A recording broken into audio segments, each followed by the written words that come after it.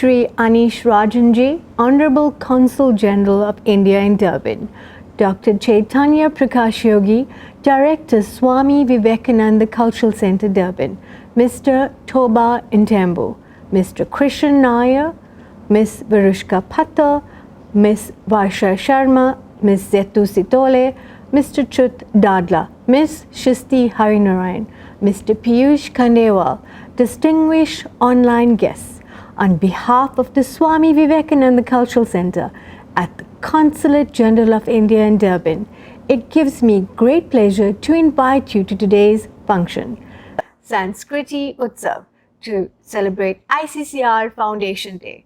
The Indian Council for Cultural Relations, ICCR, is celebrating its 71st Foundation Day on this day, the 9th of April 2021. During the last 7 decades, the functioning of ICCR as an institution has acquired newer dimensions towards promotion of India's cultural heritage and has emerged as the soft power arm of the Ministry of External Affairs through an array of well-designed and targeted programs. A wide range of ICCR's cultural, academic, and intellectual exchanges and promotion of India's Culture Board encompasses various outreach programs through its 38 cultural centers abroad and 19 regional offices within India, including Indian art, history, oral traditions, dance, music, yoga, languages, food, and festivals. Major programs under the ambit of ICCR being conducted for the larger objective of creating an enlightened understanding of Indian culture among the global community. Over the years, through this cross-fertilization of ideas and cultures, ICCR has taken over millennia-old civilization and cultural values to the world and has fostered the goal of Vasudeva Kutumbakam, the world has a family. To begin today's program, we will have an interview of our Honorable Consul General of India in Durban, Shri Anish Rajanji, and he will be interviewed by our very own ICCR scholar, Mr. Toba Intembu. Greetings, namaskar, and so on. How are you doing today, sir? Namaste. Gapila, I'm good, thank you. And how are you, Unjani? I'm doing well, sir. So I'm very delighted to have the opportunity to actually have this interview. Thank you for granting this interview. Would you just kindly like to tell us about the vision of ICCR as of today moving forward? Sure. Toba, you would know that ICCR, Indian Council for Cultural Relations, was established in 1951 by Maulana Abul Kalam Azad, independent India's first Minister of Education. He was also one of the heroes of our freedom struggle. ICCR is mandated with formulating and implementing policies related to Indian culture around the world. ICCR role across the world is through the cultural centers, Indian cultural centers or ICCs, which are in many countries around the world. In South Africa, we have in Durban, we have the Swami Vivekananda Cultural Centre, SPCC in Durban. It functions at the consulate. And ICCR does a lot of, it has a lot of programs and events and policies to achieve these objectives. You would know, perhaps the flagship program would be the scholarship program for providing scholarships to foreign students to study graduate, postgraduate, and PhD courses in India. Then we have the various ICCR funded chairs in foreign universities. I don't think we have a chair in South Africa in any of the universities, but we do fund chairs in Indian studies and Indian languages like Hindi and Sanskrit and Tamil. We do that in many countries. Third, you would have seen the number of cultural programs we have, cultural exchanges. Over the years, many Indian cultural troupes, music, dance, theatre, martial arts have visited South Africa, and performed in Durban, Johannesburg, Cape Town, Pietermaritzburg, East London, Port Elizabeth, and all these cities. Similarly, South African music and dance troupes have been going, and various other cultural troupes have been visiting India also for performing in Indian cities like New Delhi and Mumbai and Chennai and Kolkata and Guwahati and Shillong, all these places. And these are all funded by ICCR in partnership with the local ministries of culture. We also have the International Day of Yoga, which is a program which is again administratively handled by both ICCR and the Ministry of Ayush. And this year again, on June 21st, we have the International Day of Yoga, and we look forward to having all of you, all our friends in Durban, across KZN, across South Africa, to join us in this Yoga Day celebrations. Then you would also see that ICCR has been gifting and donating statues and busts of important Indian personalities like Mahatma Gandhi, Rabindranath Tagore. In Durban, you have Mahatma Gandhi's bust at the Phoenix Gandhi Settlement, which is now a South African National Heritage Monument. Similarly, you see Mahatma Gandhi's bus in the Pietermaritzburg railway station. ICCR also organizes many conferences and seminars on topics related to Indian culture, religion, etc. So these are, broadly speaking, the main activities of ICCR, and that's the vision of ICCR. And you would see that in the last 2 years, because of COVID and this unprecedented crisis has created massive disruptions. Therefore, we have moved to the digital space, and we'll be doing a lot of online programs, again for fostering mutual understanding between South African people and Indian people. Thank you on that, sir. So if you could please just kindly highlight for us the importance and need and role that ICCR plays, especially in South Africa. ICCR's role is the same from country to country. But ICCR was also given autonomy to various cultural centers like SVCC in Durban to formulate programs and policies according to the local taste and local demand. And we have learned a lot, and I could see that in the last 2 years, even when we send the dance troupe to India, and when we have a lot of programs which are done in collaboration with cultural organizations and institutions based in Komashu, Umlasi, and other parts of Durban, outside of Durban, we are learning a lot. And that is one area where we will continue to do more programs of cooperation and collaboration, which would help us to know South Africa better.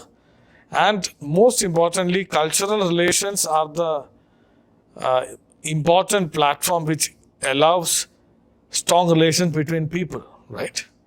Because when you are saying, when there is an embassy or a consulate in a country,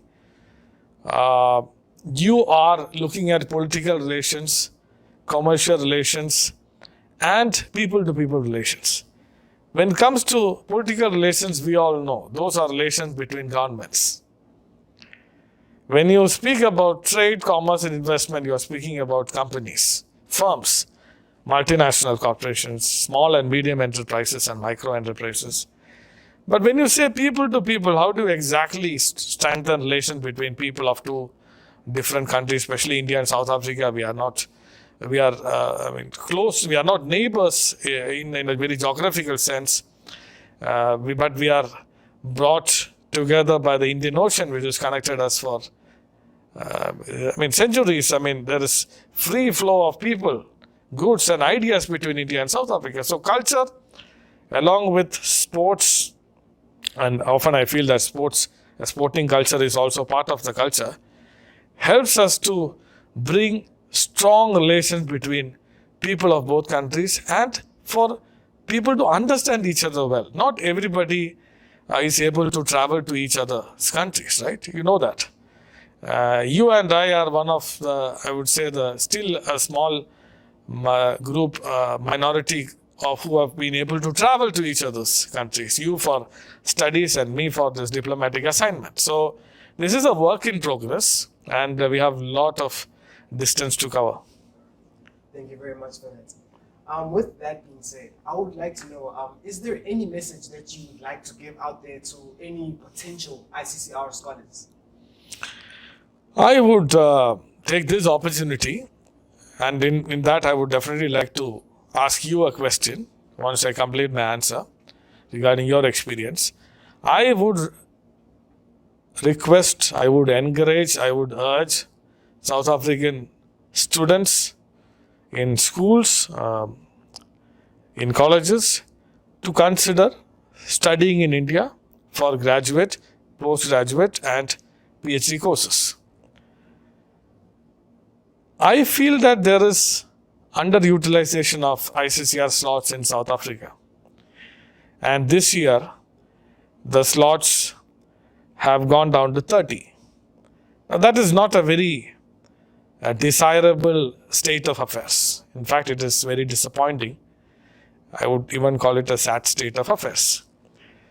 So, we have to get more applications from students, because we are getting a lot of applications, but that are not being translated into final admission. Probably the applications, that once we send the applications, they are decided by the Indian universities. So sometimes, unfortunately, the applications are not selected.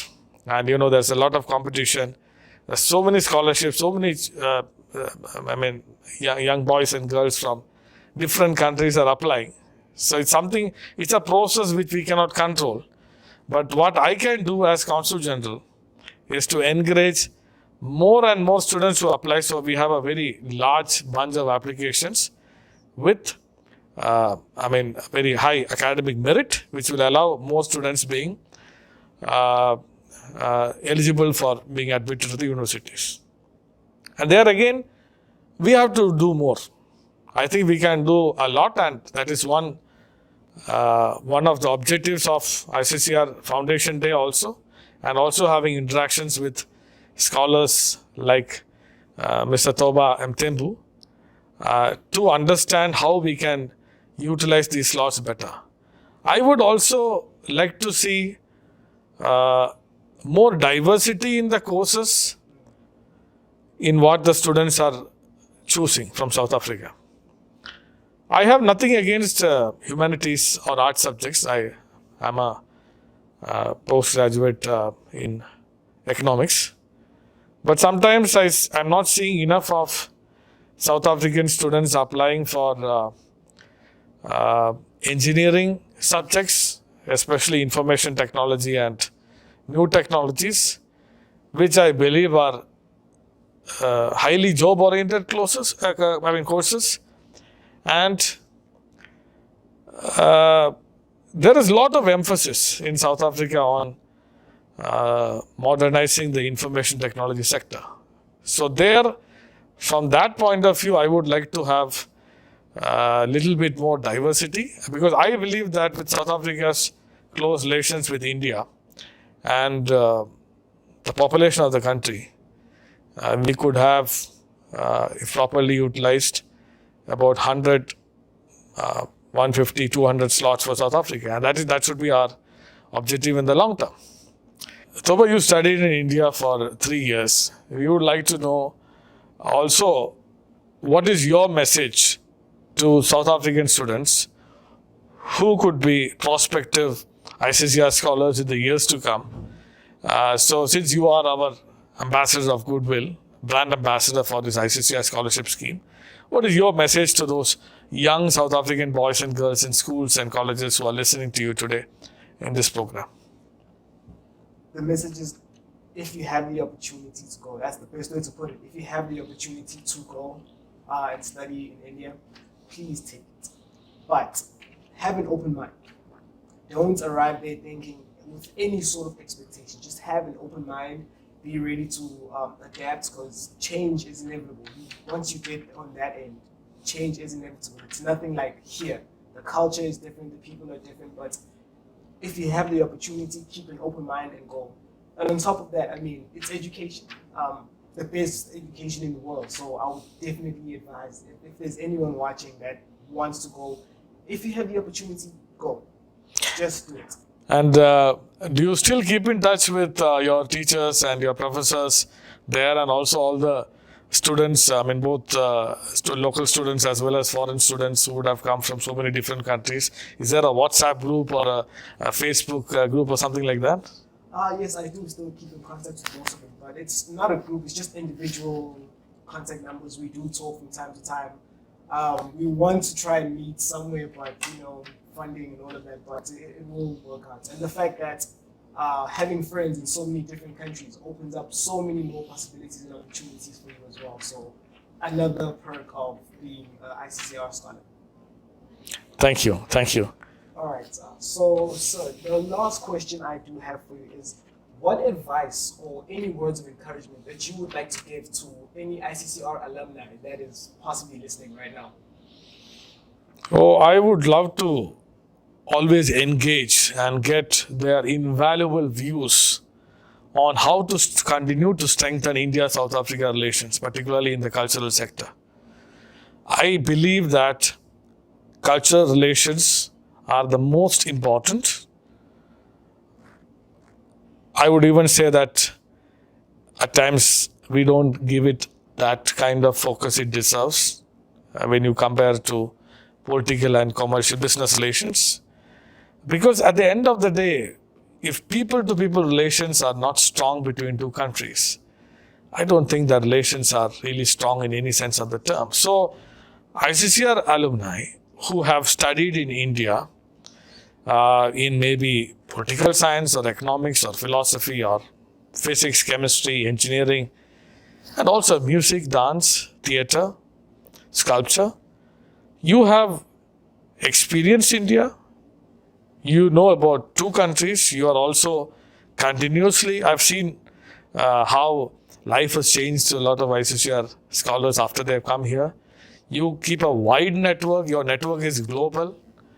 You often go beyond the borders. So you are uniquely placed to be this permanent ambassadors of goodwill. And even when I came to South Africa in March 2019, one of my first public events was the ICCR Foundation Day on April 9th in 2019. And the speeches given by some of the former ICCR scholars on that day and some of the performances really moved me. It made me learn, read, know more about South Africa and South African society as well. And when you look back for the last 27 years since we established the consulate here in 1994, this ICCR alumni segment, this group of people, incredibly talented people, they have been one of the most, I would say, the steadfast friends of the consulate, and they have really worked, provided a selfless service in embracing more people, especially the youth of South Africa, with the ICCR work. So again, I'm always grateful to them, and I would say, tell all of them wherever they are, please keep in touch with the consulate and continue to give us ideas. Good ideas are at a premium always. And so we need to have ideas, some are workable, some are not, and then we develop proposals, and then we see how we can strengthen relations further, because it's a long-term process, right? We all come here for a short diplomatic assignment. When you are working in the government, it's still a short service. At some point, you superannuate. You become a former ambassador or a former consul general. But the continuity is always maintained by good hearts like you. Like India and South Africa were there before our birth. India and South Africa will be there after our death. So when we have got this small opportunity, a unique opportunity, by the blessings of the divinity, the divine power. So, and you are culturally gifted, culturally trained, or you are educated in a particular discipline, you are uniquely placed to contribute more than even others, to fostering relations between India and South Africa. And we owe it to the coming generations. That is very important. So this was a very, very good experience for us for the last 2 years. And Dr. Yogi, I have to congratulate him for really keeping his offices open to all the ICCR scholars and alumni here, and keeping this network going, to nurture and strengthen the relationship for the coming years as well. So I would kindly love to thank you for your time, your guidance, and all the kind words you've said towards all the ICCR scholars. Just in closing, is there any final remarks that you would perhaps like to make, or? I would say thank you so much, Gibonga Kakulu. I really love this format. Initially, we were planning for a message. I thought it could become a monologue. I always love a dialogue. And I'm really grateful to Dr. C.P. Yogi for coming up with this idea, and all his colleagues at the consulate, Mr. C.P. Ms. Cheryl, Ms. Srishti, and also POC and our technical support today for thinking about this new format. And we have not done this for quite some time due to COVID. It's been all of us in homes and offices and trying to do an online thing. So that was very refreshing, and I think we did a good job in that. And to get you, your time. I think the most important is to get you to do this program and sharing your invaluable experiences with our friends in Durban and beyond. That was really, really kind of you. So I'm very, very grateful to you as well. Thank you. Thank you very much, Sri Anish Rajanji, for sharing your intense knowledge and vision with us and taking time off your busy schedule to join us today. And a huge thank you to our ICCR scholar, Mr. Toba Ntembo. Now we will have a message from our ICCR scholar, Ms. Nondumiso Kezwa, on how the ICCR scholarship has changed her life. Greetings to you all. My name is Nondumiso Kezwa. I'm from Ladysmith, a small town based in KZN. I'm a former ICCR scholarship holder. I was studying a BA in psychology, literature, and sociology, and I completed in 2018. I wish to share my views with you on how the scholarship has helped change my life. Firstly, it has taught me that the world is your oyster. No matter where you are placed or no matter where you are based, you can survive normally and adapt to the environment that you're in as long as you have the support and the infrastructure to manage in that particular environment. Now, ICCR has helped change my views on how I see life, and that I can live anywhere in the world and just live a happy life, just like I'm at home. I was happy there and I was enjoying myself fully. Now, ICCR has helped change my life up to so far in a way that my degree, I would say the BA in psychology, has helped. For now, I'm employed. I'm employed under Rich's Products Corporation, which is a food manufacturing products company, and I'm working under HR there as a contract worker. Even though I'm not fully permanent, but I believe that the ICCR has helped open the door for me, and it's still going to open more in the future. And I'm happy to say that I'm now able to at least apply my skills, the knowledge that I've gotten under my degree in terms of working with environment, ensuring that the people are getting what they deserve in their workplaces. All that knowledge I got from, I wouldn't have gotten the knowledge if it wasn't for the scholarship. And I'm happy and proud to say that it has changed the perspective in my life.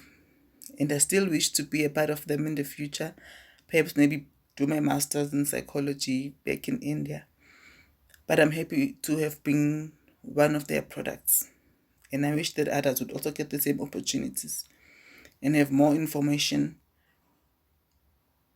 on how they should maybe conduct themselves abroad, and then just be persevere and be patient and do what you're going there to do, and then come back and share that knowledge with the rest of us back home. Thank you. Thank you, Ms. Nandaniso Keswa, for sharing your story with us. Now we will have a Kathak dance performance by our very own ICCR scholar, Ms. Rasmi Singh.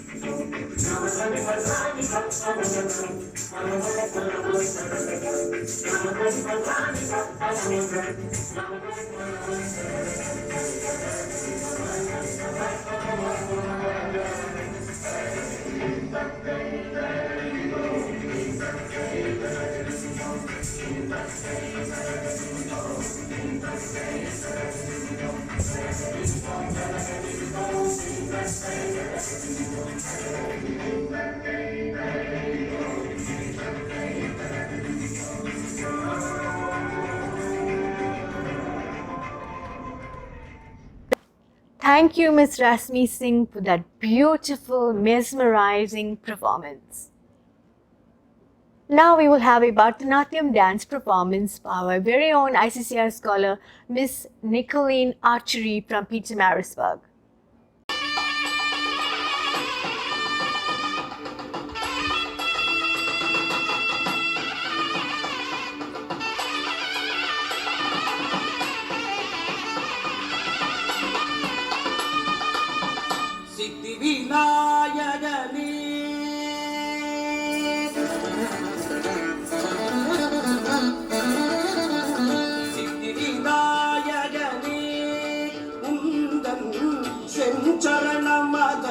தஞ்சம் என்று நம்பினே சித்தி விநாயகனே உந்தன் செஞ்சரண மலரை தஞ்சம் என்று நம்பினே சித்தி விநாயகனே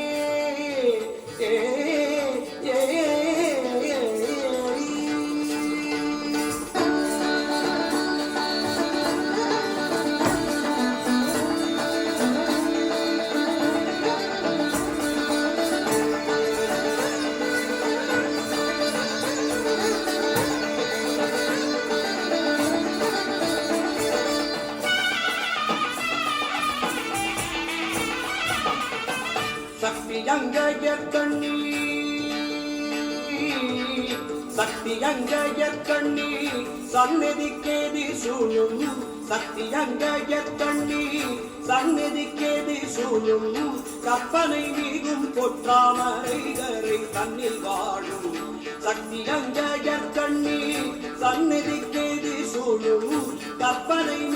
பொற்றாமரைகளை தன்னில் வாழும் சித்தி விநாயகனே உந்தன் செஞ்சரண மலரை தஞ்சம் என்று நம்பினேன் சித்தி விநாயகனே.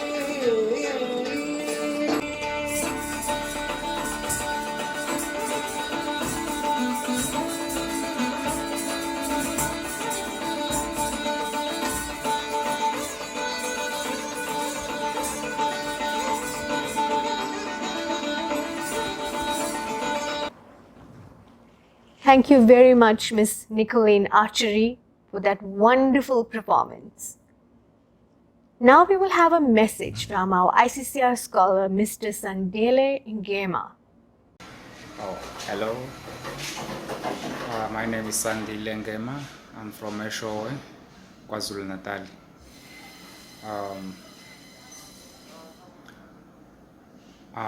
I was awarded a scholarship by ICCR in 2016, and I completed my year, or I completed my degree in 2019 June. So I was in Andhra University in Visakhapatnam city in Andhra Pradesh during my stay in India, or during my studies. I didn't see anything wrong, and even now I still want to go back because I did apply for my master's. In India, when I was in India, everything was okay, but at first, I can't lie, it was not easy, it was difficult. I had a problem with the hostel issue or arrears, so my quality never arrears where I had to pay the rent by myself for 9 months, but at least after it was sorted and they gave me all the money back for 9 months, and it was really good, guys, I can't lie. And another thing, when you are in India studying, there is nothing difficult except the fact that you are in a university and in a different country that you don't know. The language is not easy, but you can learn if you are interested. And another thing, when we are in India, guys, ICCR is sponsoring you with a full scholarship, fully funded. When I'm saying fully funded, I mean tuition fee, rent allowance, and everything that you need is there. They sponsor you each and every month. At the end of the month, like on the 3rd or on the 4th, the money, they will deposit the money into your account. You are able to rent and all. But for now, it's no longer like that. You stay in hostel, it's the must, it's for your own safety. During my stay in India, I experienced a lot of things. I was traveling the country, seeing different attraction sites, different cultures, different religions. Thank you, Mr. Sandile Ngema, for sharing your enlightening story with us. Now we will have a message from our ICCR scholar, Mr. Pilani Nonchambela. Hi everyone, my name is Pilani Ntombela from Kandla in KZN, of course. I am a pharmacist right now. I studied pharmacy in India, University of Pune, Savitribai Pune University. In short, you can say just SPPU in Maharashtra. So with the help of ICCR, of course, because I couldn't even imagine of going to India and study there. That opportunity, it's once in a lifetime. But through ICCR, I was able to go to India and study the course that I want. And right now I'm working as a pharmacist. It's all because of ICCR. And if ICCR didn't help me or didn't even give me this opportunity to go to India, I don't know where would I have been today? But all thanks to ICCR, I am a pharmacist and right now I'm working. And thank you so much ICCR for that. And ICCR gave me an opportunity to not only to go to India and study pharmacy, but to learn some other stuff like the culture in India, to learn how other people live, like behave and do all those kind of stuff, you see. And so I got a chance that's like no one ever get that chance, but I did get that kind of chance to do so, to go and study and have an opportunity to learn other people's culture, to learn how people live in other places, and to even understand more. Because right now, my mind is much more open to other people and other cultures. Because I had to go to India and explore it and see, and I was inspired by all the ways and all the religion and all the cultures that they have over there. So yeah, I'm really, I don't know how can I express my gratitude to ICCR, but I really appreciate the opportunity that they gave me to go and study, and they also supported me financially in accommodation and stipend.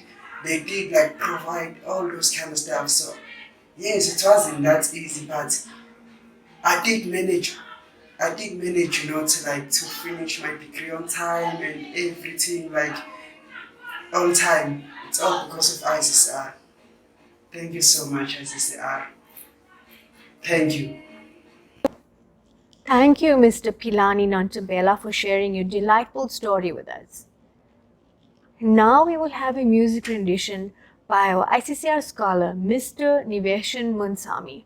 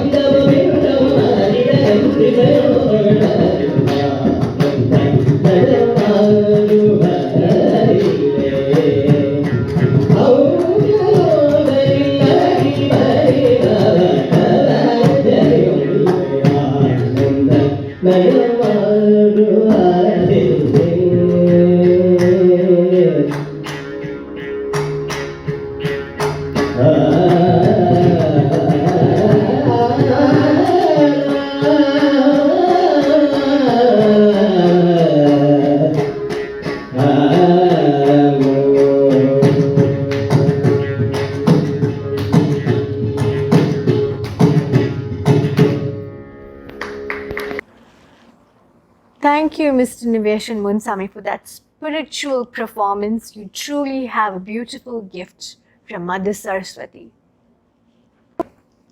Now we will move on to our roundtable discussions of our senior ICCR alumni, Mr. Krishan Nair, Ms. Parushka Pata, Ms. Varsha Sharma, and Ms. Zetu Sitole on the role and responsibility of ICCR alumni in South Africa. It will be moderated by our very own ICCR scholar, Mr. Chut Dada. Hello everyone, my name is Ntalo Chut Dada. I would like to humbly welcome each and every one of you, my super seniors from ICCR Scholarship. In our panel, we have Mr. Krishna Nair, Ms. Zetu Sitole, Ms. Varushka Pata, and Ms. Varsha Sharma. As the moderator of this discussion, I would like to start the question of how was the experience during the study in India as an ICCR scholar, wherever you were, because I understand that you guys were in different states and you had like different experiences. So I would like for you guys to share your personal experiences. I think it was the best years of my life. Being there for 5 years, it was awesome. I miss India so much. It's my life there is now just mere memories. I can go on talking about the 5 years. It's going to take 5 years for me to tell you about my experiences. But I think it was absolutely awesome. There's too much. I went there for dance, and I came back with a few suitcases. With a bag of experiences. It was amazing. Okay, that's a good point. What about you, Zetu? I had a good time indeed. Before that, I was just a teacher. Not just I was a teacher. I was teaching physical sciences and mathematics in Vilangaya Comtech. So I thought I was just a teacher, and I was only 21 years. And then I said, how about I do something? So something was to do master's degree. So I went to India. I studied in Mysore University. I did my master's degree. And being in India to me was not like just being in India, but like I was in Africa, I was in Asia, I was in Australia, I was in America, because I met a lot of people. And it's like I know Africa by heart when I was just in India only. So I think I had a very good experience, and I did get my very good marks. And I'm so happy about that. Oh, that's good. That's good. Your experience? I think like all of us, we feel very fortunate for that time spent studying. I think we were studying locally, but to be given that opportunity to go abroad and study from the gurus. We're not necessarily taught that way for certain reasons, but the whole experience of being there, like you say, hearing instruments and the bells and the other students who are like-minded, the soul resonated for dance, which is what we were there for. So that whole experience is, of course, something you can't also explain. You go with one mindset, but you come back.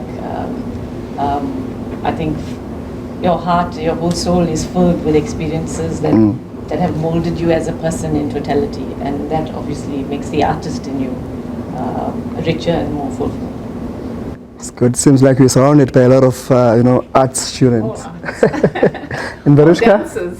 Yes. Just like everybody else, it was a life-changing experience for me.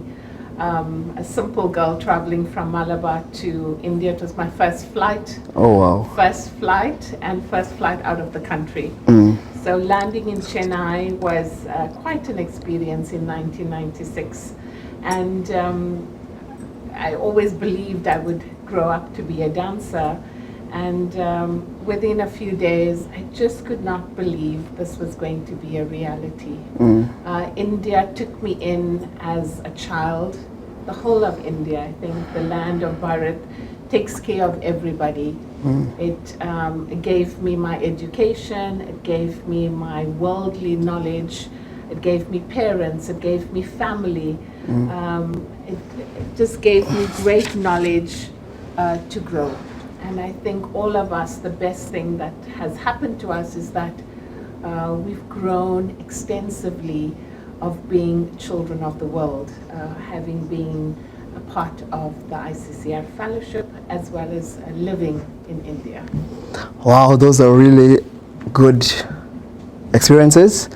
And this panel discussion is happening on a special day of Sanskriti Uta. It's actually around the notion of us as students sharing our experiences while we're that side, and the role and responsibilities that we have here in the South African society after coming back as ICCR students. So I would like to get a sense from you guys, like what role and responsibilities that you feel are carrying on your shoulders, and what influences do you feel like you can add value into the South African society as ICCR students?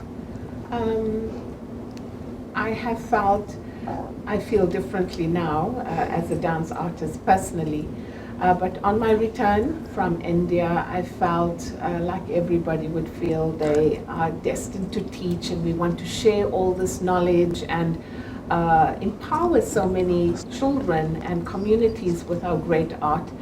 I did all of that and started a school, but later on I realized my responsibility is much greater.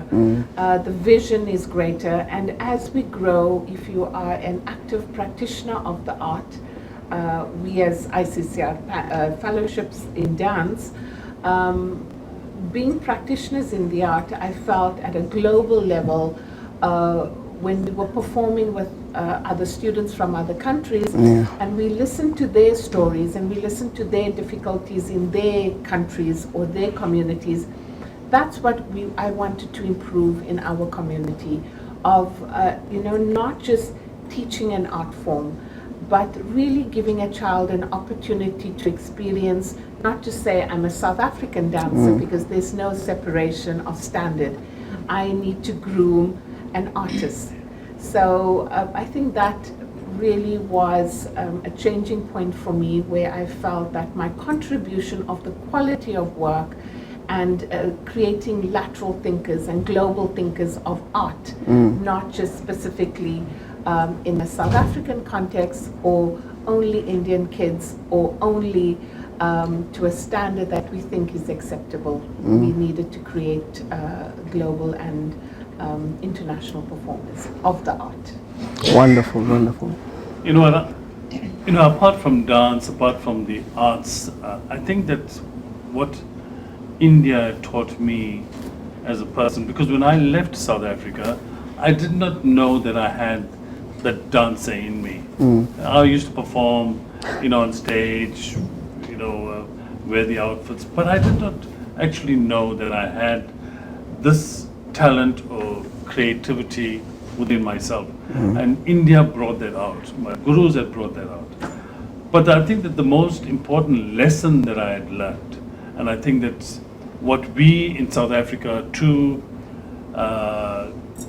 comforted by, is this mollycoddling of being protective, about this attachment between mum and or parent and child. Because I was living in the hostel in my first year, and the first year was very, very challenging, trying for me. So I used to cry every day because we didn't have mobile phones or cell phones back in the day. So I used to wait to write to my parents. I used to wait to make that weekend call to my parents. Yeah. So in between it was like a crying day because I'm going through this strenuous training, this rigorous training on a daily level, feeling the pain in my body. I don't have my mom to, to comfort me. And attached to our hostel were the children's hostel. And these kids, they come from all different parts of India to study at the Besant Arundale College, school. Little kids. Yeah. And they jolly playing in the afternoon, and they smiling, and here am I crying. So that was a awakener for me to say that, you know what, if that child can do it, I can also do it. So as an alumni, I would like to, to share this and to say to the youth of today that, you know what, it's time to change. And the place that, you can learn it here, but this is what India taught me. Wonderful, wonderful. What about your experience, Mr. Sham? I think exactly like Pushka had said, when you study and you come back, you feel you want to share. The first initial sense is that I want to share whatever I've learned, whatever I've experienced. And of course, the countries are so different because the experiences that you would get there are very different from what we get here. I think more so because dance or arts are accepted on a greater level there. It's a melting pot of so many cultures, and you get influences from around the world. Exactly. And India has this beautiful ability to accept and mold, and then what comes out is something even better and more beautiful. Indeed. So as an artist, I feel I came back with that responsibility, wanting to awaken students here, that you have to also move beyond just learning the steps. The soul of that has to come through. And I studied choreography. So I used to think beyond the steps and how you can bring life to it, be it thematically or even if it is just simple movement. So I think coming back to responsibilities, you feel like you want to just up the levels. Let us think, remove the blinkers, and think of presenting yourself and your work, your thoughts on a broader level. So that's what I felt. I'm sure your students are happy to have you as somebody who studied that side. So they are, really, and I am, because I left as an educator. So when I was there, remember when I was an educator, that was after my bachelor's degree. Okay. So I already had the experiences of the South African education. Yes. So it's like even within South Africa, I had the school and then the university. So when I went there, I had that idea of saying I'm going to a university. Yeah. So I expected what they were doing in Durban University of Technology. It was not like that. They were really teaching. Those people are gurus. Yeah. They sweat while they teach. Like primary. So I'm like, okay, it's a university, but they teach like this. Like I feel like I'm in primary school. You understand everything they are saying. So I was so happy. And then the first thing that I had in my mind, I was like, I already got my work that I have to do. I just have to be a lecturer. I want to teach how to teach physics well. Like even now, I train them to start from the basics. When I'm speaking about electricity, where is it formed? What are the things that are there in nature that are there to form electricity. So that's how much I learned, that you should never say there is a level of primary, there's a level of high school, there's a level of university. You should teach thoroughly for someone to understand. So I feel like that really, really helped me. Wow. They still have this culture of teaching. Yes. So That's incredible. That's incredible. Thanks, guys, for sharing these wonderful experiences. And with my experience, I was also in Bangalore. So in Bangalore, we had this organization called FISA-B, which is like an international students organization which had like students from across the world, and we had a membership from plus or minus 50 countries, and that helped me to be a global person. It inculcated the culture of being open to other cultures. And to push this discussion further, I would like us to touch base on how did you understand and feel about India, its culture and society over the years after your studies. Like after coming back, what kind of learnings from their cultural perspective do you feel like you can inculcate in this South African society? All of us have practiced a great, we've been doing this for many, many years. We've already are steeped in great culture in our wonderful home of Durban. So going to India was actually the experience of living it, that it doesn't happen on a weekly basis, that I would be going to the temple as I would in Port Elizabeth, or when it was a specific ritual that was taking place. What I learned about culture is the living experience, that it's a tangible experience of, and you know, the culture of spirituality in India, or culture in India, is spirituality.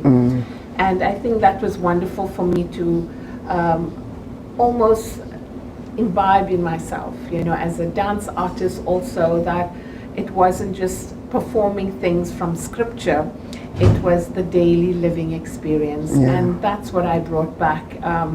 My lifestyle was different. It was completely Indian. We would stand outside and think, oh, how easy it was in India to just call for a rickshaw and come home, and you know, you cannot get transport like that in Durban. Or how easy it is, you know, to walk into a class or order something.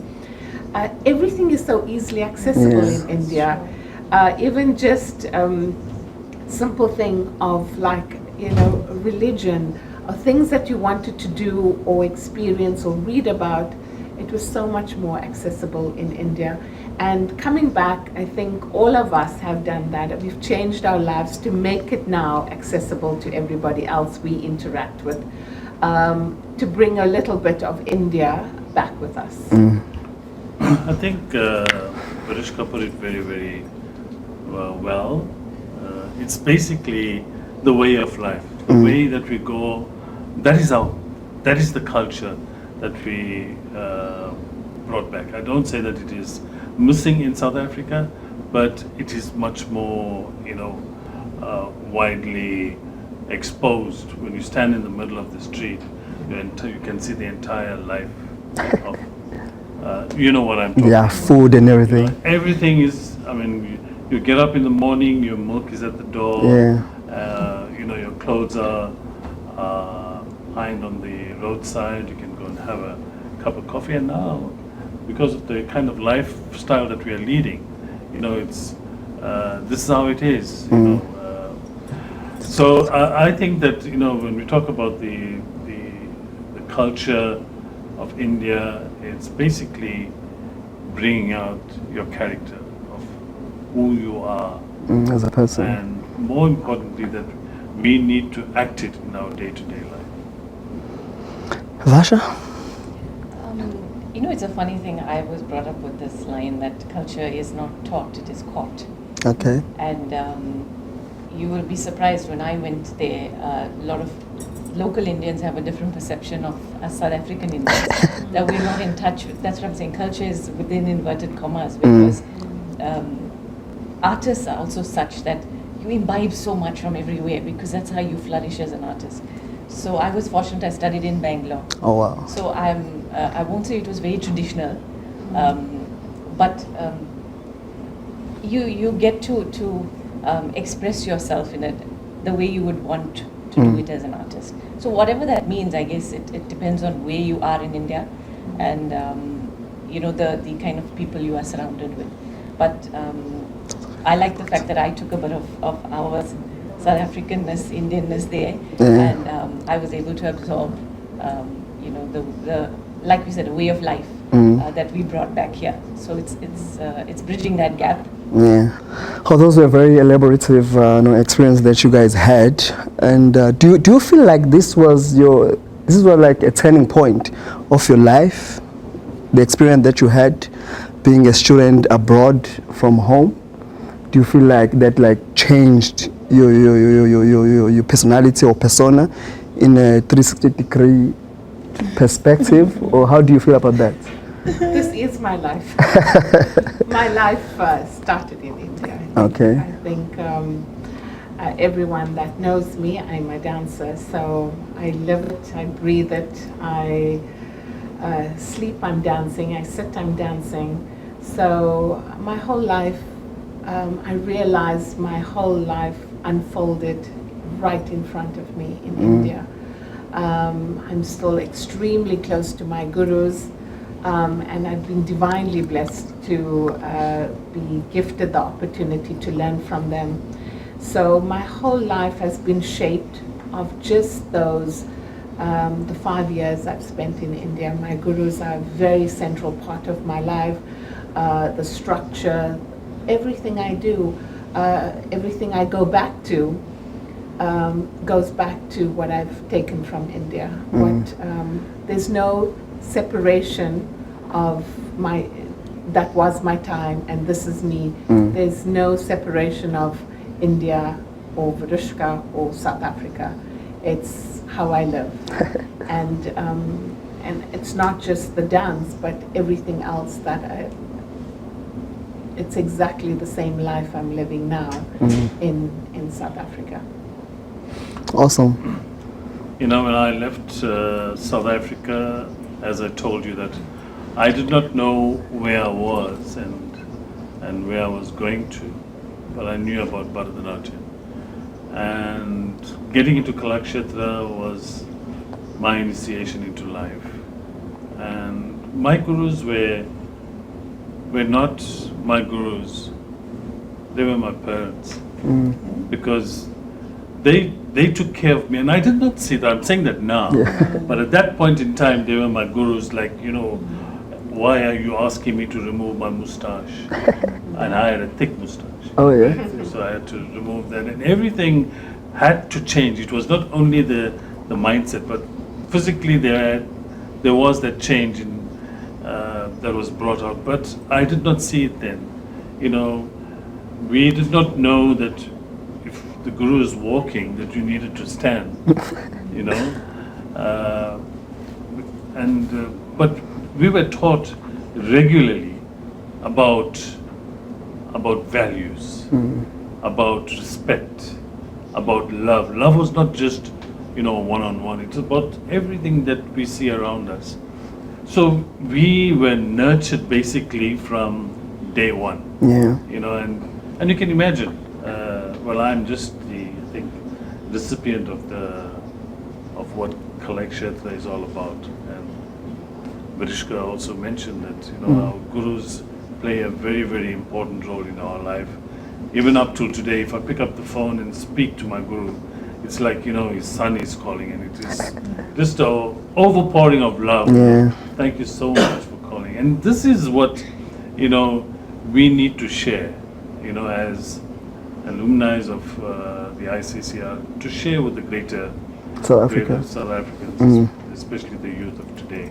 And I think that going forward, it would be something that should be a discussion for the discussion that we have with the ICCR, so that we have this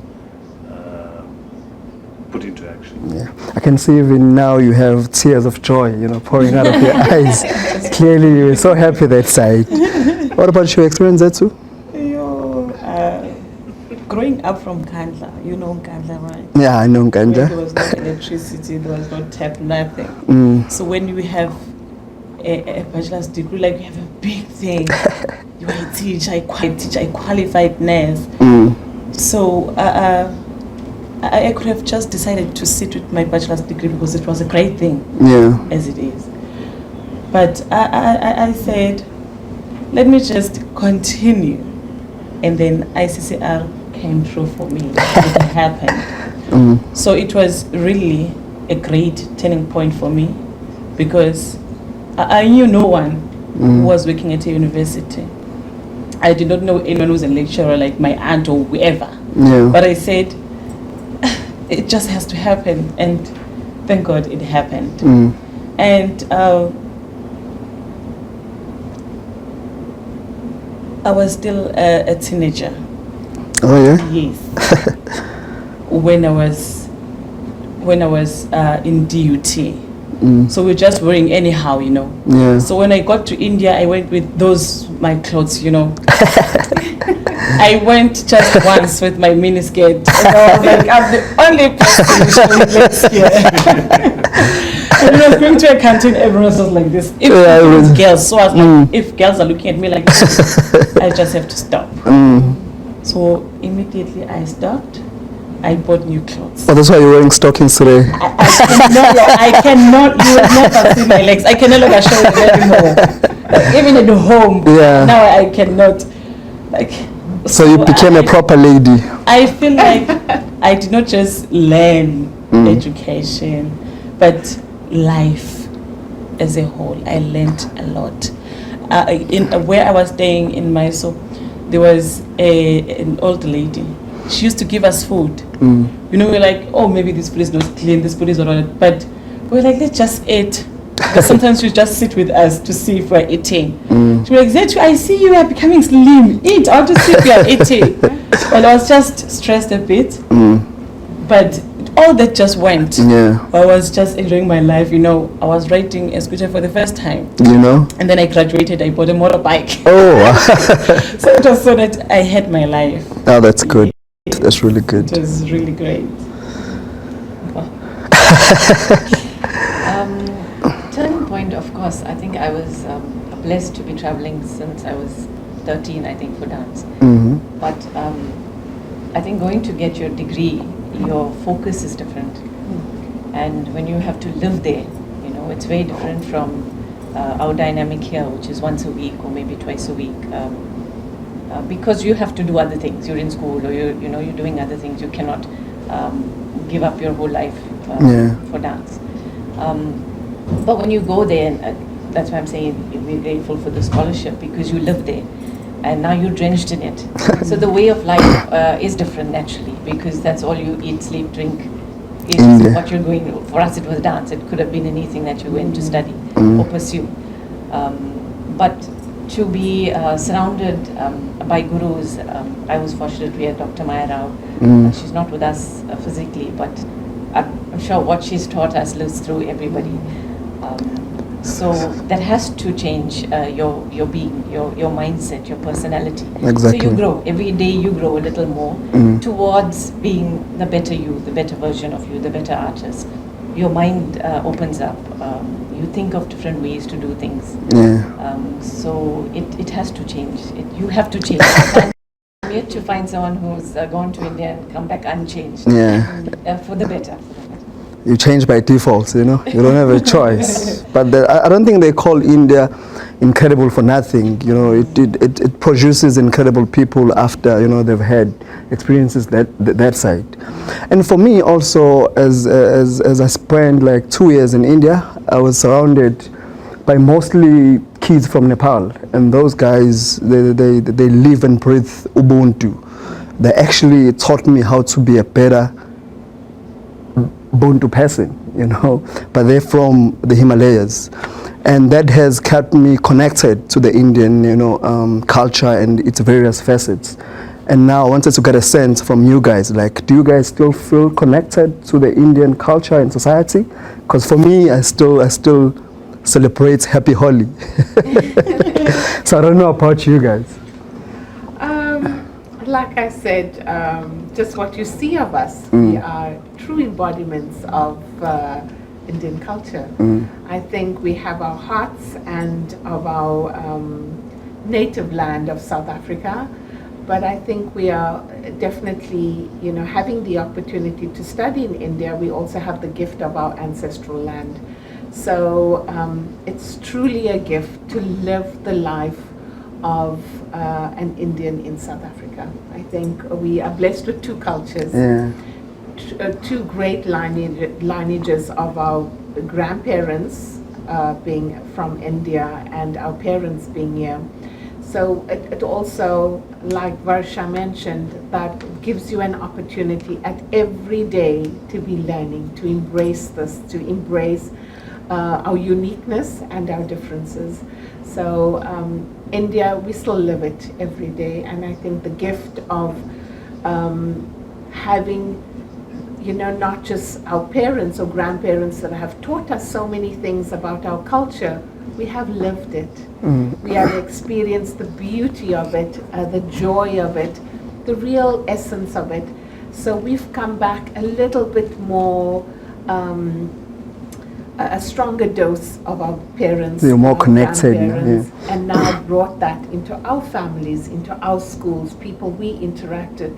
Or maybe try, let's do it this way, because we've seen the success of how things unfold in India, and it's a wonderful opportunity for us to bring all of that, and it's not something you teach, it's something that you just catch, you catch. Well, for me, it's very difficult. I can't make it because I miss my dosa, I miss my idlis. So because that is also part of our. It was part of our lifestyle. It was something that I got very, very used to because we were taught that Monday, Tuesday, Thursday, Friday was abstinence of non-veg. Okay. But being there for 5 years and somewhat, it taught me differently. It was totally different. When I had come back and my mom used to ask me, "What's happening?" I said, "No, every day is a vegetarian day."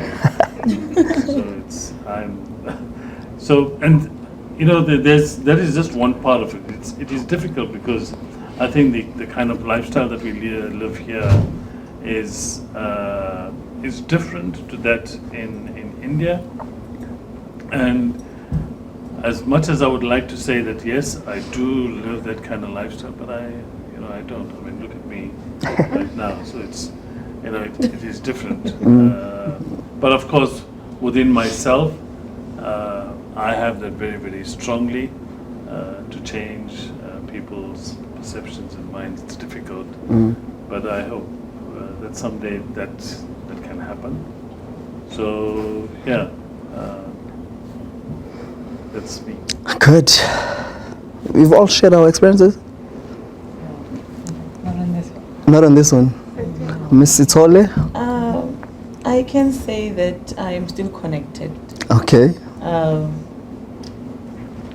Because if I lived there, surely there are still things that are living in me that I learned in India. I learned how to love and how to care for others. In India, just to leave the gate, maybe looking for an auto or anything, if you are not using your bike on that day. Any person who's coming, who is just willing to help you. Madam, where are you going? What direction? They just want to help you. Exactly. So to the point that you feel like, oh, these people are annoying. When you get used to it, you really get the sense that they just want to help you. They don't want to be stranded, just be there and not knowing what to do. Sometimes I feel like I'm waiting for someone, but they think, I don't know, I don't have a direction. But the fact is that they just want to help you. So I just have this thing of helping people. Around this time, it's the restrictions in the colleges and universities. In my society, everyone thinks of calling me. the parents and their kids, everyone just want to call me. when are the registrations? How do we apply? All those things. I just have to help people. Some are just coming in my home. Sometimes I'm eating. Someone is asking a question. They think I just can help them. Even if I do not have help sometimes, I just have to get it. I have to think of someone who can help me to help this person. So I think loving is a great thing, and I learned it in India. Oh, that's beautiful. That's beautiful. I think some of us are not so fortunate to have direct links to India in terms of your family members. I don't have direct linkage right now, lineage there.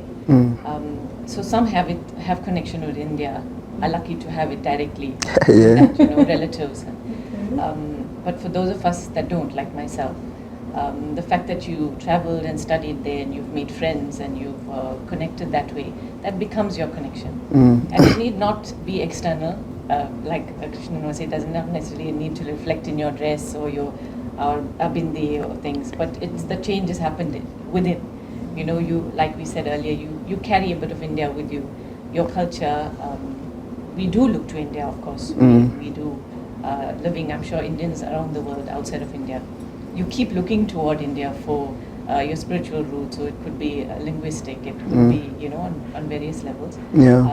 So that link, I think, will always remain with all of us, wherever we are, at any time of day. It's like I said, it's within, and it's who we have become. Yeah, that's one of the key things that I also picked up in India, to be proud of your roots, like to be proud of your culture and everything that has made you to be a better person.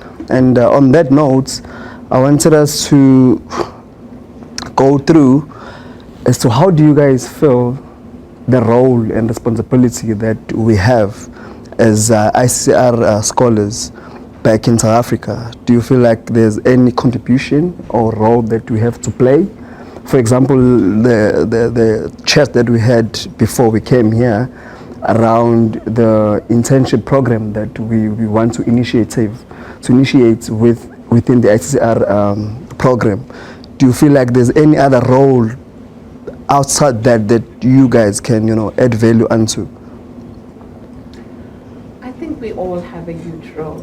Anyone, whether you study in India or South Africa, education means you already have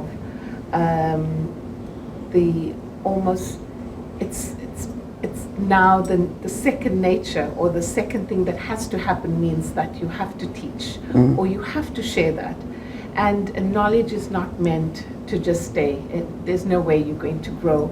I think all of us as role, for us, we're just speaking from an arts perspective, and I personally feel that we have huge roles. In South Africa, I'm happy and so grateful that when I travel and perform around the world, that I'm still regarded as an ICCR student. And I wear that very proudly because it's given me a great gift of art. And the role is now that learning it from 1996 at that age and where I am now, the art has definitely grown because I have grown. We've evolved with the art. The structure of dance and the syllabus and the real in-depth part of dance has stayed protected because it comes from scripture. But it's beautiful to see when you meet other dancers around the world how they've evolved and grown and allowed it to adapt according to their country and the needs of their people. And as I said earlier when we were talking, that our responsibility is to give that to every student, give that to every other artist, that we have an opportunity to share art, not to share it from a South African perspective or say I'm an Indian dancer or a South African dancer. I share art. I'm a performing artist. And art at a global level is viewed differently. They don't view it that when people see me dancing in Europe, I'm not regarded as a South African dancer, I'm regarded as an Indian dancer. So it's a wonderful thing because then I'm fully adorned as an Indian artist. But it's important that that Indian art now stands the test of time in South Africa. The arts are greater than all of us, you know, and it's going to last a lifetime. You know, we would have all passed and the arts will be living. But our contribution at that particular period is so important. It's so vital that we make a constructive and productive contribution to standard preservation and just the opportunity for everyone to experience it. I won't just say how it's done in India, but how art is meant to be experienced. Awesome. Ms. Sharma? I think role and responsibility depends on the individual. And it's a combination of a few things. How much you want to give in terms of your ability to express whatever it is that you went across to learn. And of course, we all go across to learn for different reasons. Some may not choose to come back and be active teachers. Again, we're speaking purely on dance. You go to study many things, from science to medicine to, so you don't necessarily need to come back and teach. You may want to open up a business. You may want to start, producing things or working with youth or whatever. So I guess if you've made the choice of wanting to share, then it's a combination of opportunity and again, coupled with your drive. You know, how much do you really want to make this a success, and how much do you really want to share whatever you've experienced? And if you've made that choice, then you have to give it your best, and you have to make sure that those who are not getting the opportunity to go across to learn further and interact with other minds, bigger minds, you know, then I guess it's your drive with opportunity. And many other things, money and loads of things that go with it. It's hard work. It's hard work. That's why I say, as an individual, you've got to take the decision and become your own marketing person. Your own. It's not also so easy to just say I go and study and I come back and there's it's a clear road. You have to fight. We as artists don't get a job. So we cannot get a job at the university or into a normal work arena and get a paid salary. As Varsha said, we become the manager, the choreographer, the dancer, the media person, the graphic designer, the sound engineer. We do everything and then get to stage, mock the stage and perform. Put a costume on and perform. So it's very tough, but I think India's taught us resilience and commitment to the art. I mean, I speak as an artist. So I don't see all of that because I see the journey and the end result. That's good, that's wonderful.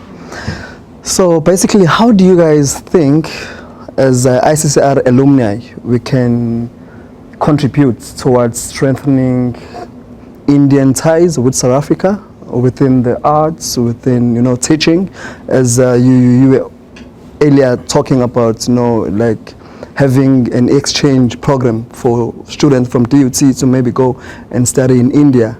Like, what other sort of programs that you guys feel could be initiated by us to strengthen the ties between South Africa and India?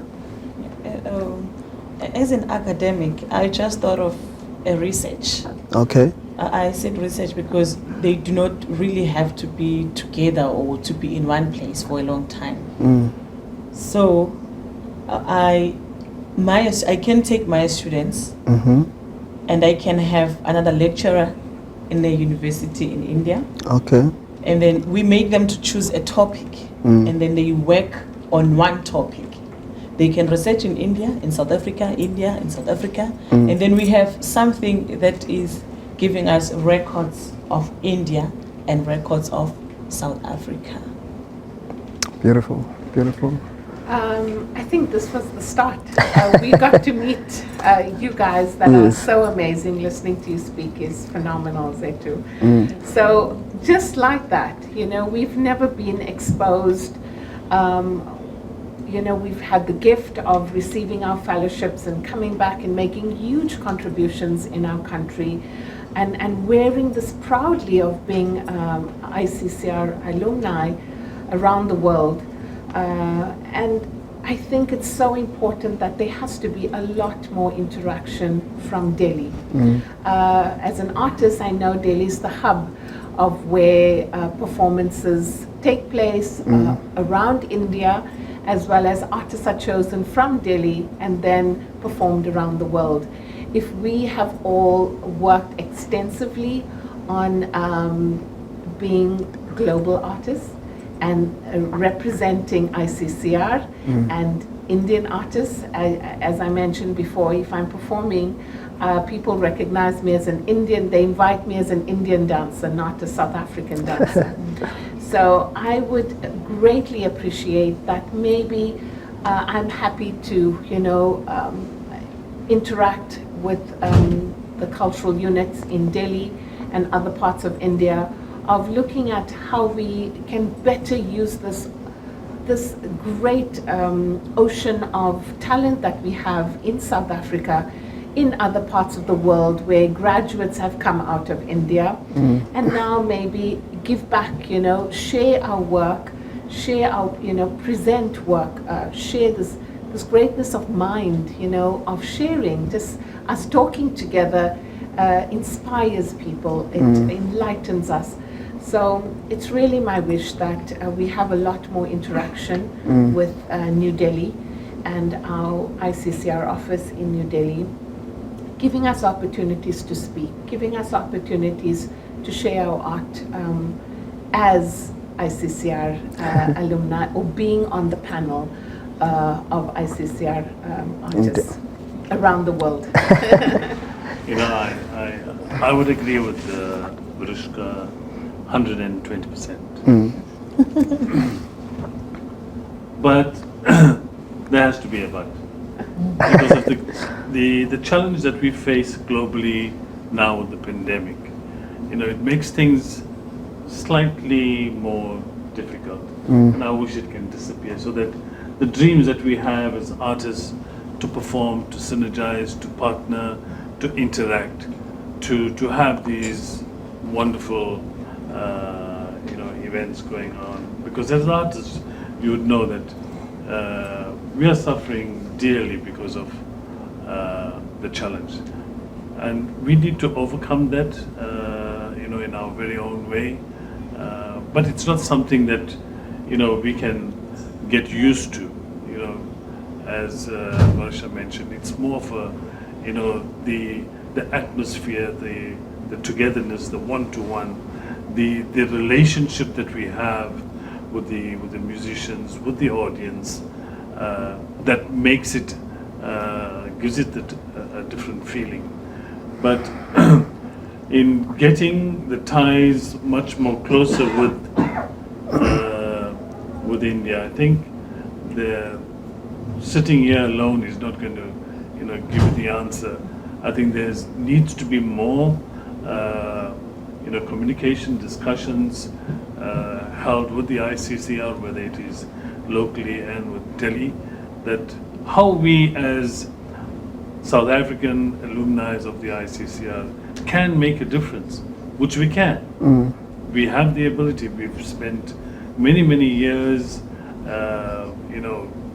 getting from India. We've always said that we are here to give. Exactly. So how can we be of service to not only to South Africans but also to the globally? So I think that we need to be made use of. Exactly. We need to be engaged with, and I think that we need to get the discussions going. Because not only from an art perspective, but from all different faculties, that youth in South Africa can benefit from. Look, when I left in '85, there was no ICCR, but now the youth needs to know that the ICCR is here. It's here, yeah. This is what's on offer. We need to have information being sent to us so that we would be able to disperse that to the greater community. Exactly. To know that there are opportunities, whether you're a dancer, whether you want to become an entrepreneur, whether you want to further your studies, whether you want to do research. So the options are innumerable. Exactly. And on that note, I personally feel like there's so much we can do as the alumni.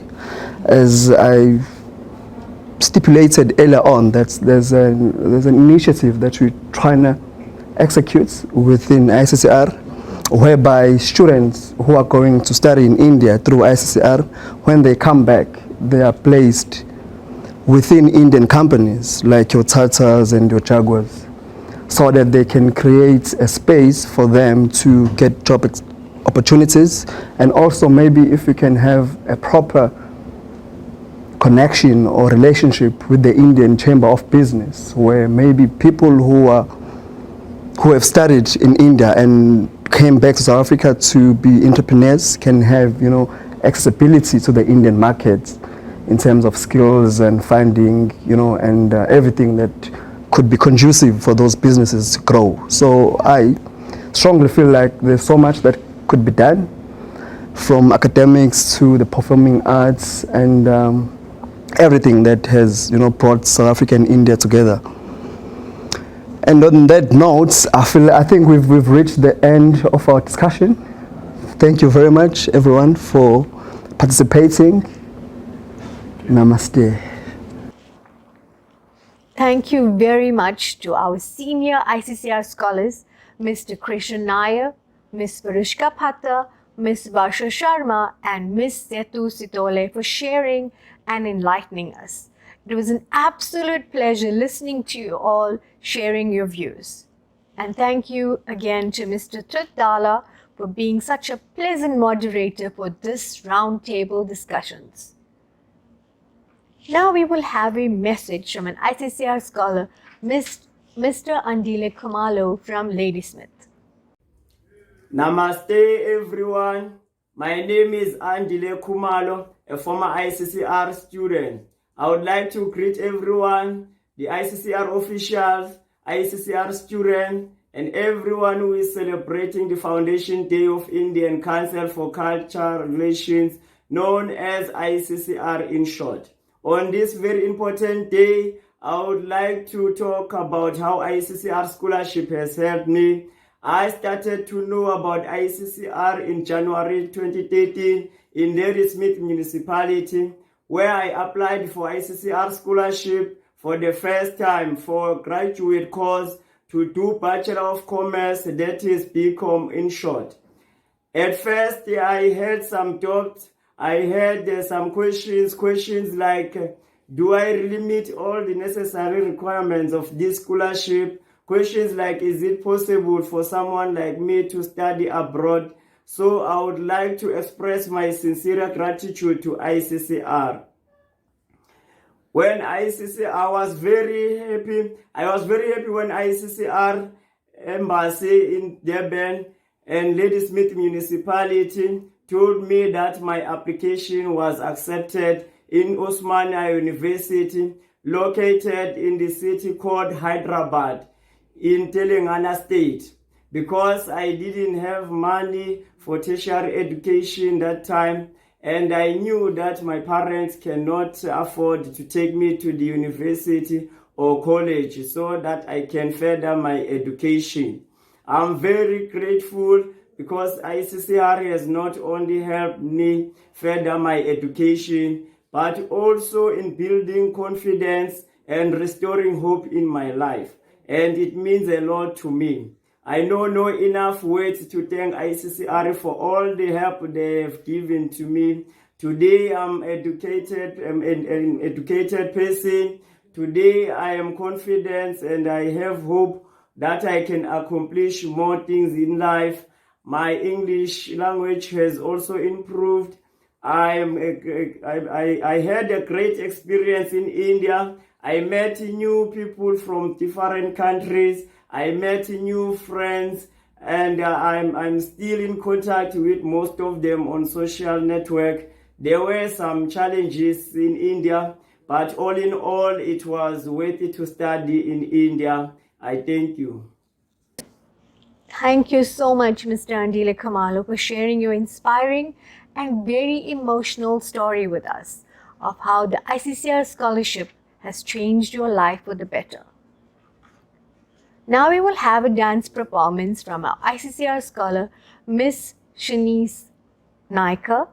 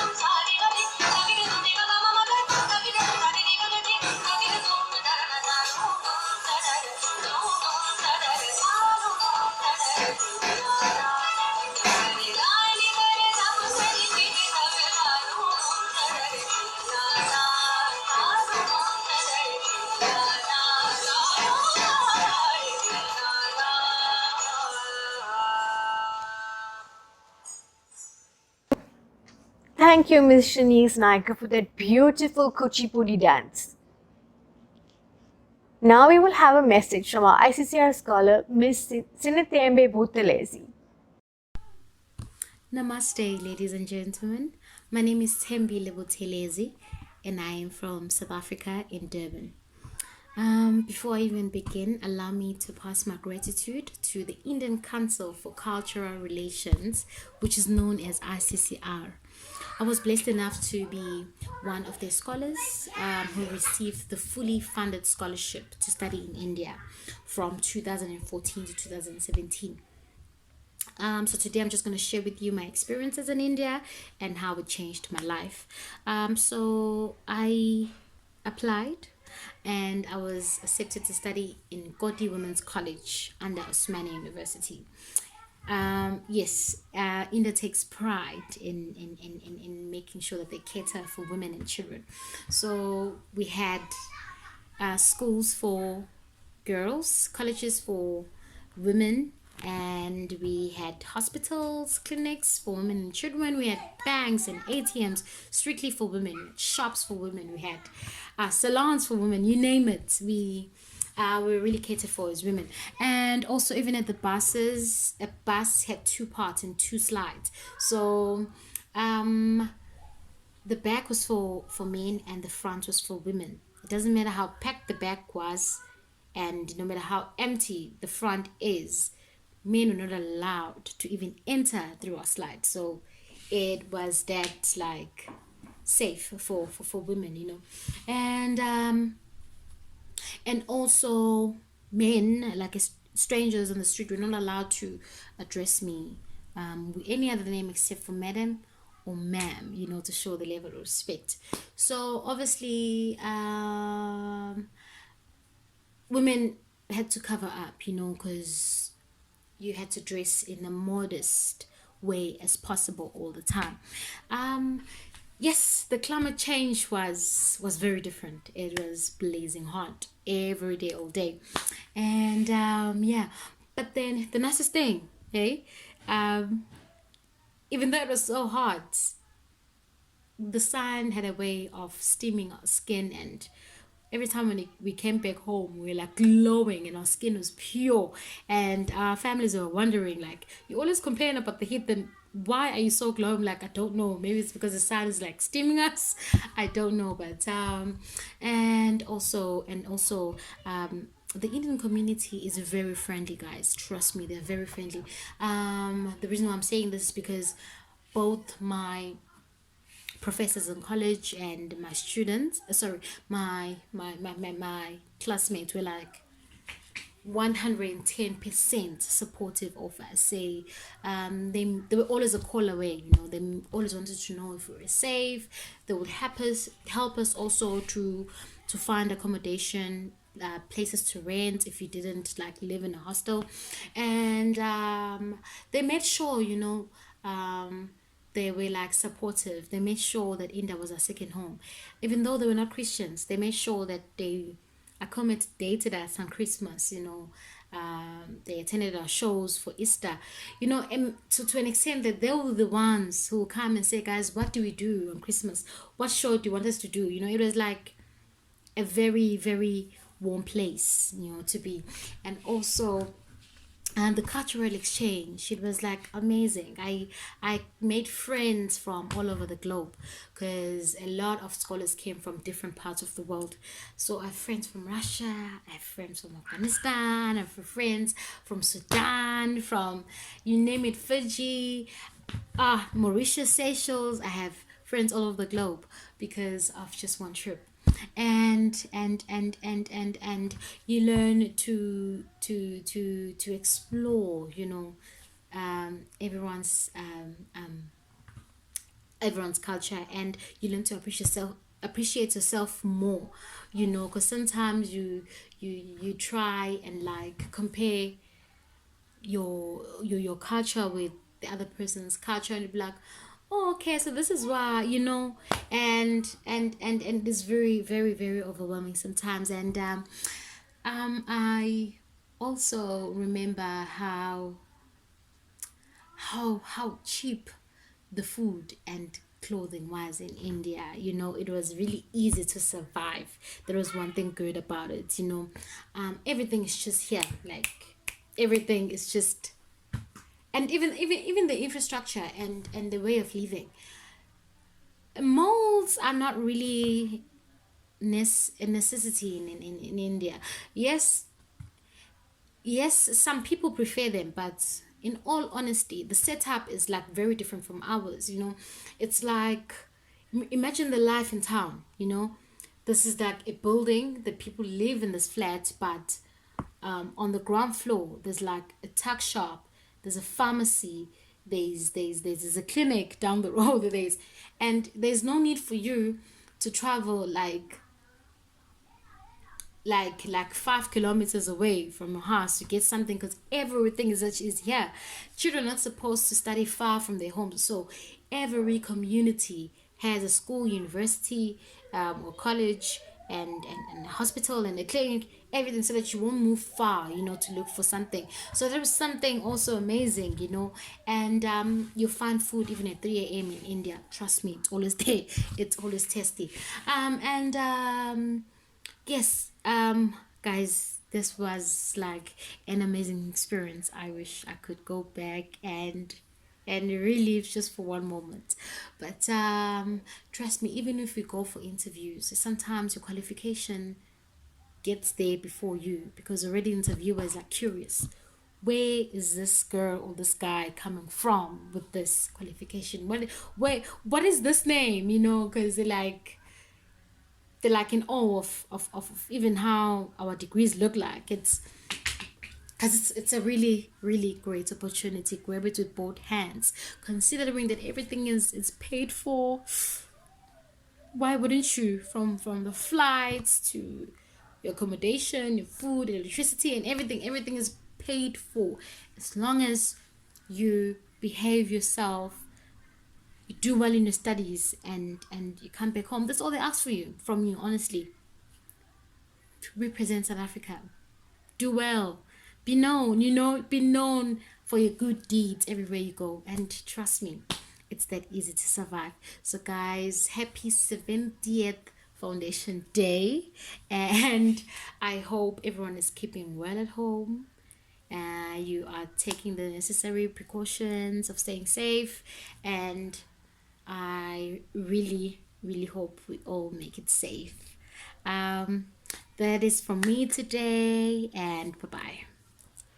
Thank you, Ms. Sinitimbe Bothalezi, for sharing your wonderful story with us.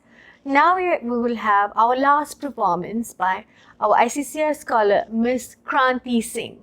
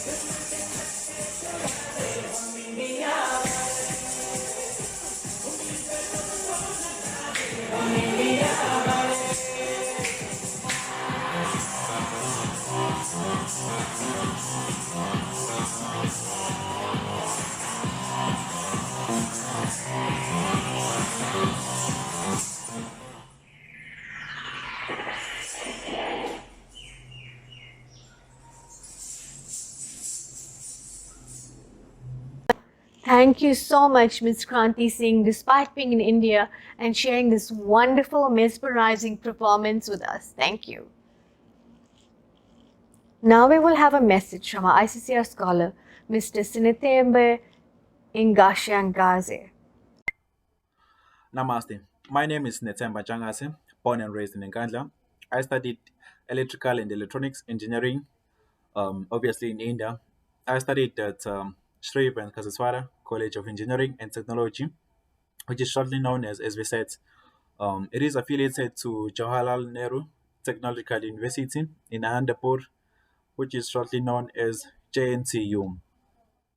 Now imagine getting a call from the Indian Embassy that you got accepted for a scholarship under ICCR. For me, it was a no-brainer. I had to say yes from that moment. It was a no-brainer, guys. And coming from a humble background like it was a great honor from ICCR to pick me to study that side.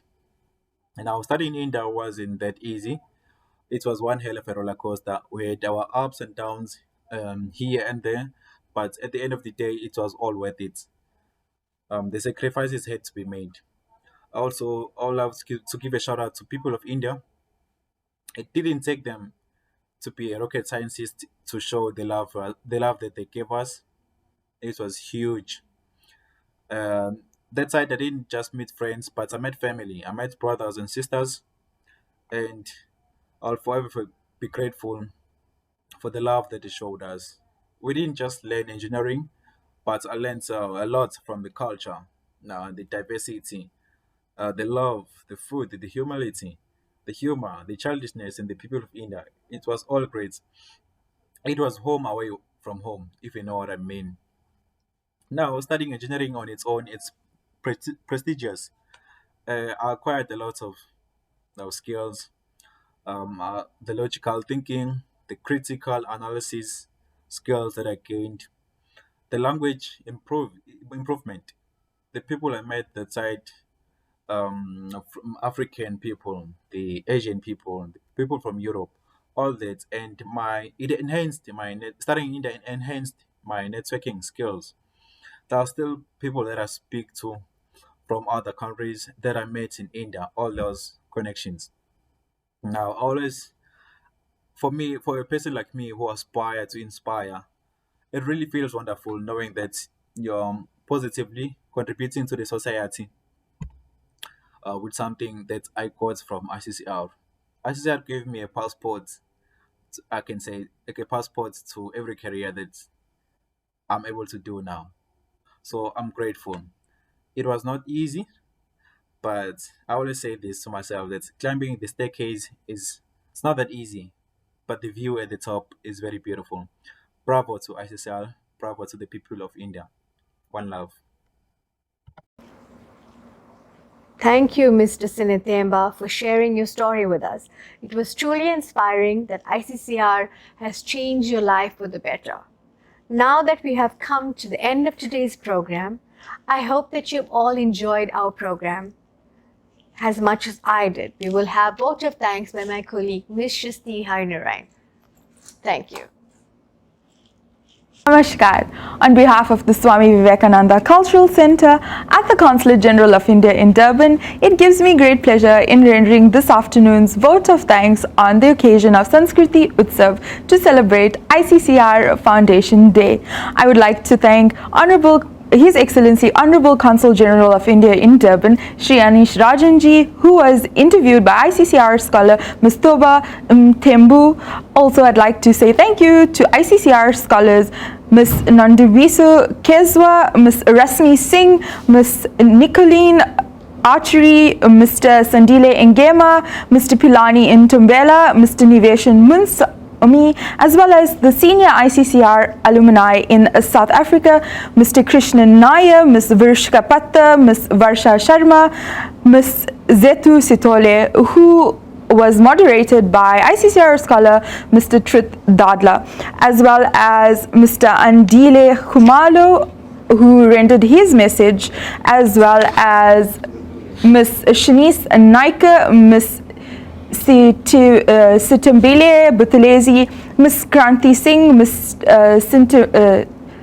Suntemba Nshigase, Ms. Cheryl Banwarilal, Director of the Swami Vivekananda Cultural Centre, Dr. Chaitanya Prakash Yogi, Mr. Piyush Khandelwal. Most importantly, you, our online viewers. Thank you so much for watching Sanskriti Utsav. Please follow us on social media and stay tuned to our social media pages for what's happening next at Swami Vivekananda Cultural Centre at the Consulate General of India in Durban. Namaskar.